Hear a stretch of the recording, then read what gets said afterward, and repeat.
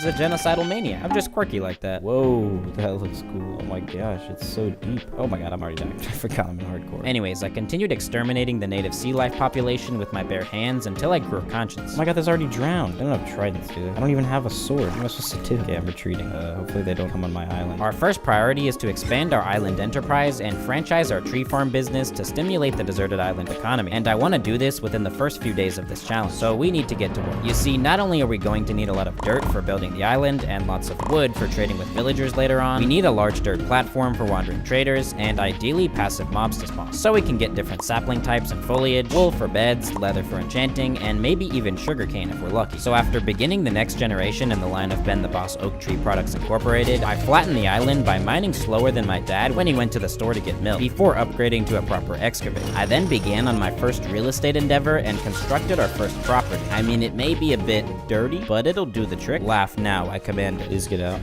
Thank you. Know your place. Yeah, unfortunately, it'll probably only sell for like 2.1 million, but they can all be winners. I then added a front door to our property. You'll be fine out there. Don't worry. Don't worry. Nothing bad is gonna happen. And then began excavating a tunnel into the Earth's crust. The plan. Oh, sorry, I forgot to provide a proper warning. It's now time for the plan. Step 1, begin agricultural enterprise. Status, complete. Step 2, become a homeowner. Status, impossible. Step 3, obtain iron armor and tools. In progress. I didn't get any iron, but I did obtain fossil fuel so I can increase my carbon footprint. I don't know what carbon footprint is, but it sounds cool, so I want more of it. After spreading the light of Jeebus across our island and cooking up a midnight snack, we had officially survived one day on a deserted island in Minecraft Hardcore, so I'll make sure to put that on our resume. Isn't that right, you disgusting beast? No one likes you. You have no friends.